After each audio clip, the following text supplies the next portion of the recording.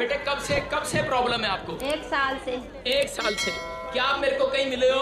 नहीं मिले? नहीं। क्या आप विश्वास करते हो आज परमेश्वर चमत्कार करेगा? जी प्रभु। आपको चलने फिरने में प्रॉब्लम है? चलने फिरने। कितने साल से? 1 साल से। 1 साल से। क्या हुआ आपको? पैरालाइज मार हो। पैरालाइज हुआ है? तीसरी बार है। हाँ, तीसरी बार पैरालाइज हुआ है। तीसरी बार। आप सामने आके दिखा सकते हैं इधर से। चल नहीं सकती, ये पैर खराब। आपके साथ में कौन है? बच्चा है हमारा। बच्चे कहाँ पे? छोटा बच्चा है। मम्मा को क्या हुआ? पैरालाइज हुआ है। मम्मा चल पाती है कि नहीं चल पाती? नहीं। पक्का नहीं चल पाती? नहीं। बिना पकड़ के नहीं चल पाती? नहीं। पक्का? सच बोल रहे हो? सच। अब अभी सुनो, देखो, अभी बेटे आपको चंगाई लेने के लिए 2 चीजों का इंतजार करना पड़ता है। चंगाई दी जा रही है। चंगाई लेने के लिए एक बीमार व्यक्ति का विश्वास, दूसरा पादरी का विश्वास, तीसरा लाने वाले का विश्वास। मुझे तेरे लड़के का विश्वास लग रहा है। तो आज 3 बार, कितनी बार पैरालाइज हुआ? तीसरी बार। 3 बार। ये देखो, आपने गले में क्या डाला हुआ आप देख रहे हैं? आप गले में अच्छे से देखो। आप इसने गले में एक लॉकेट डाला है और उस पर लिखा है ओम। मैं क्यों दिखा रहा हूँ? मैं किसी का बुराई नहीं कर रहा हूँ, मैं इसलिए दिखा रहा हूँ क्योंकि ये हमारे लोग नहीं हैं। ये यीशु मसीह को जानने वाला होता तो लॉकेट डालता अपने गले में, लेकिन ये इसकी आस्था है और यहाँ पर आया है। और ये मेरा विश्वास है कि मैं आज प्रभु को कहूंगा और जब हाथ रखूंगा इसको हीलिंग मिलेगी आज यीशु के नाम में। आत्मा को चंगा करता है और सच में परमेश्वर जो चंगा कर रहा है यीशु मसीह नासरी के नाम में। और इस समय जो छोड़ है उसके हाथ पैर पूरा आने देना, पूरा आने दे। खोल जाए। प्रभु तेरे वचन में लिखा कि तुम बीमारों पर तेल मलोगे और बीमार विश्वास करे और वो चंगा हो जाएगा। टांगों को इसी समय छू लेता हूँ यीशु के नाम में। यीशु के नाम में इसके हाथ पैर जो काम नहीं कर रहे, पैरालाइज के शराब टूट जाए यीशु मसीह के नाम में। देखिए किस तरह से कर रहे हैं। इसी समय पवित्र आत्मा की प्रार्थना करता हूँ। हटा उसको हटा। चलेंगी है और कोशिश कर रहे हैं। अब ये दावा है कि इस प्रार्थना के बाद, इस हीलिंग के बाद ये यहाँ पर खुद पैदल चलेंगी।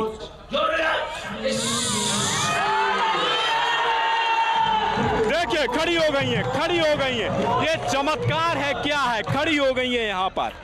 देखिए अब छोड़ दो। यहाँ देखिए आप किस तरह से देखो, शाबाश। आप खुद पैदल चल रही हैं और अभी व्हील चेयर पर थी।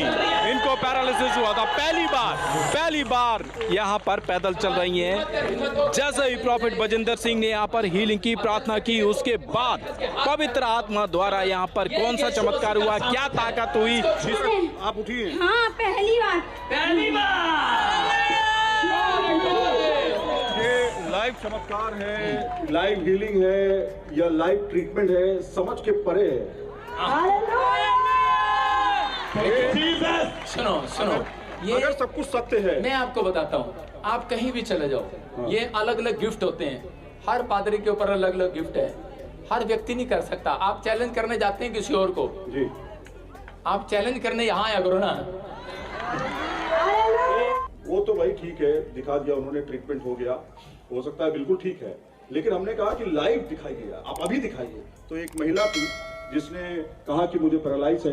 अब छोटे बच्चे से भी मैं पूछ लिया, वो तो झूठ नहीं बोलेगा, छोटा बच्चा, उसने कहा माता को पैरालाइज है। इन्होंने अभी इनको 2 मिनट पहले ही चलाया है और ये ठीक हो गई। नमस्कार मेरे दर्शक मित्रों, हर व्यक्ति चाहता है कि अपना घर बार खुद का हो।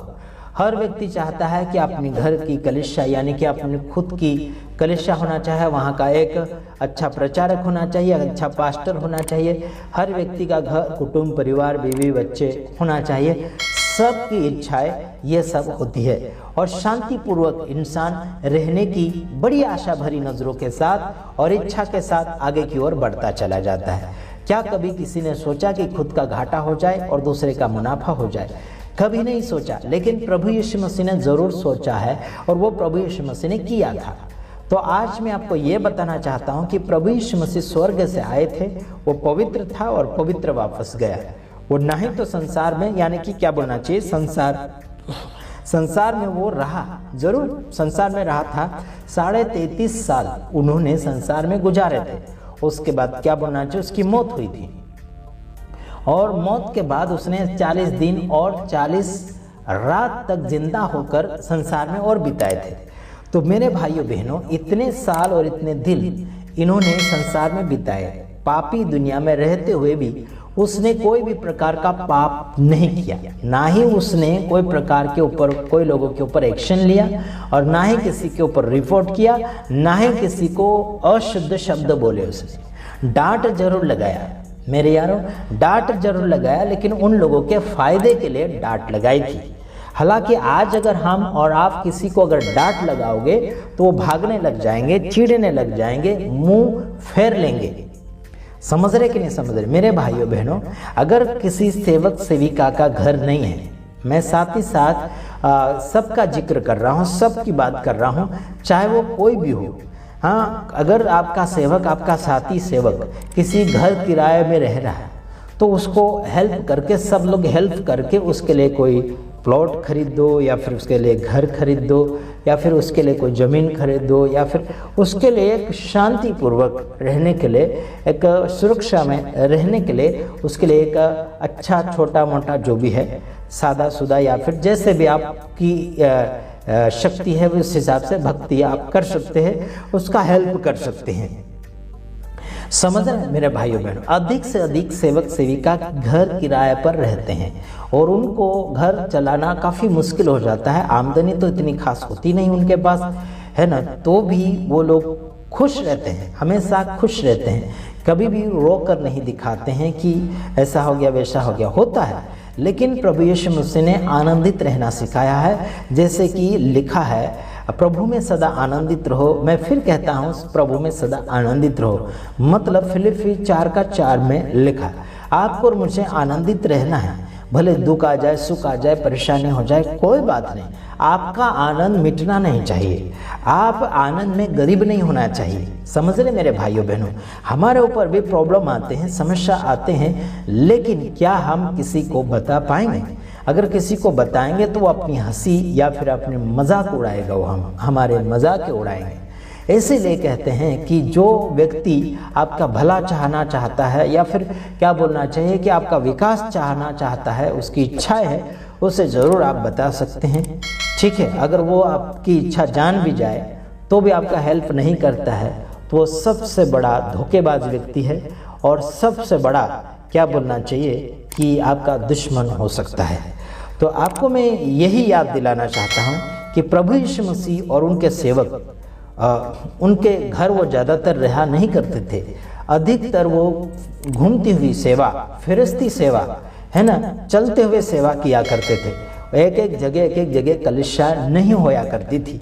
गांव-गांव और गली गली या फिर रोड पर, पहाड़ पर सेवा किया करते थे लोग। यीशु मसीह की बातों को सुनकर या फिर उसके नाम को सुनकर उसकी ओर खींचे चले जाते थे लोग, है ना। आज ऐसा नहीं हो रहा है। लोग आमंत्रण देने के बावजूद भी, उनको बुलाने के बावजूद भी नहीं आ पाते हैं। अगर बुलाते हैं तो वो मांग करते हैं कि 1 लाख 2 लाख रुपए या फिर कुछ न कुछ तो मांगते हैं उसके बदले में। समझ रहे मेरे भाइयों बहनों? तो ऐसा आजकल हो चुका है और होगा भी और हो भी रहा है। तो उसका हम विरोध नहीं कर रहे हैं, लेकिन जो सच है वही हम आपके सामने रख रहे हैं। अगर लोगों को सच्चा बता दे तो लोग भागने लग जाते हैं, क्योंकि वो खुद गलती में फंसे हुए रहते हैं। हाँ, लोगों की जब नई बुद्धि हो जाती है तो उसका चाल चलन भी नया होना चाहिए। जैसा संसार करता है वैसा आपको और मुझे नहीं करना है। संसार गलती करता है, बदला लेता है, चोरी करता है, झूठ बोलता है, तो आपको और मुझे वो संसारिक क्या बोलना चाहिए, बुद्धि को इस्तेमाल नहीं करना है। संसारिक रीति से आपको और मुझे व्यवहार नहीं करना है। आजकल मैं आपको बताना चाहता हूँ, सेवा क्षेत्र में कलीसिया के अंदर व्यवहार अलग सा होता है विश्वासियों का, सेवक का, और घर पर जाने पर उनका व्यवहार बहुत ही अलग हो जाता है। समझ रहे? मतलब शैतानिक भावना बताते, शैतानिक विचार, शैतानिक बहुत कुछ, है ना। सेवा के जगह स्वर्गदूत दिखते हैं, है ना। बाइबल पढ़ते हुए बहुत धार्मिक लगते हैं, लेकिन जब बाइबल से दूर हट जाते हैं या फिर प्रार्थना से दूर हो जाते हैं, आमीन करने के बाद में क्या होता है इनके साथ साथ वो खुद जानते हैं। हमारे YouTube चैनल में और क्या बोलना चाहिए, हमारे ग्रुप के अंदर काफ़ी लोग, धनी लोग हैं, गरीब लोग हैं, ज्ञानी लोग हैं, अज्ञानी लोग हैं, लेकिन कभी भी मुझे फ़ोन नहीं करते हैं। समझ रहे? कभी फ़ोन नहीं करते हैं। कभी हमें कुछ पूछा उन्होंने कि हमें क्या कमियां हैं, हमें क्या ज़रूरत है, कभी पूछा? नहीं पूछते हैं और हम पूछवाना भी नहीं चाहते। लेकिन आपका जो प्रेम भाव हमें दिखना चाहिए। अगर आप फ़ोन मुझे नहीं कर सकते लेकिन व्हाट्सएप के ऊपर कुछ तो भेज सकते हैं लिख कर, है ना, आपके मन में हमारे प्रति क्या है वो तो लिख सकते हैं, या फिर कमेंट के अंदर तो लिख सकते हैं। हज़ारों में लाखों में हमारे वीडियो लोग देखते हैं लेकिन कमेंट तो कुछ ही होते हैं, है ना, कुछ ही कमेंट होते हैं और लाइक तो बहुत कम लाइक होते हैं। मतलब जितना लाइक लोगों ने किया उतने लोगों को पसंद आया हमारा वीडियो, लेकिन देखने वाले बस ऐसे ही देख के चले गए। मेरे भाइयों बहनों, है ना, आपको मेहनत नहीं लगेगी लाइक करने का, केवल एक लाइक मार दो कि वो वीडियो और दूसरे लोगों तक पहुंचे। इतना ही हम चाहते हैं। आपसे हम कोई उम्मीद नहीं रखते हैं, आपसे हम कोई भी प्रकार का पैसा नहीं मांग रहे हैं, कोई भी प्रकार का मदद नहीं मांग रहे हैं। तो फिर आपको क्या हो गया कि एक लाइक करना आप लोगों को परेशानी हो रही है। ये लाइक करोगे तो क्या होगा मालूम? दूसरे किसी व्यक्ति के पास और मेरा वीडियो पहुंच जाएगा।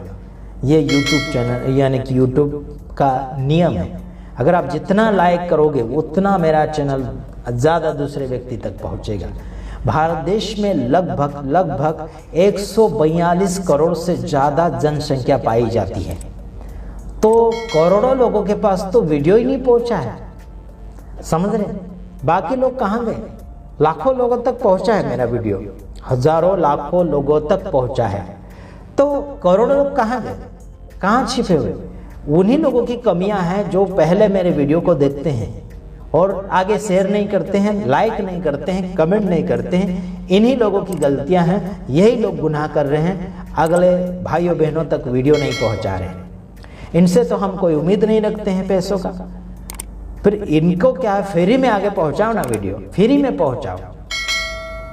झूठे मत बनो, अपना अपना मत देखो, अपन देखकर पूरा मत कर लो, किसी और तक पहुंचाओ, तब जाके आपकी जिंदगी किसी और के लिए काम लगेगी। भारत देश के अंदर 142 करोड़ से ज़्यादा जनसंख्या है, ज़्यादा जनसंख्या है। रोज बच्चे पैदा हो रहे, रोज कुछ कुछ मर रहे हैं, समझ रहे कि नहीं समझ रहे? लेकिन जनसंख्या बहुत बढ़ रही है, घट कम रहे हैं, बढ़ ज़्यादा रहे हैं। इस बारिश में बहुत लोग मर चुके हैं और आने वाले समय में और मरेंगे। 2026 के अंदर बहुत लोग मौत के घाट जाएंगे। ये मेरा कहना 100% सच निकलेगा। याद रखना मेरे भाइयों बहनों, है ना, अपनों को भी आप लोग खो देंगे जहाँ तक आपने वीडियो नहीं पहुँचाया। इससे पहले कहता हूं कि उनके बचाव के लिए वीडियो शेयर करो। कोई भी सेवक का आपको वीडियो अच्छा लगता है वहां तक पहुंचा ताकि उनका उद्धार हो जाए, ताकि वो सुधरने लग जाए। ओके, तो बस इतना ही। God bless you. प्रभु आप सबको आशीष करें।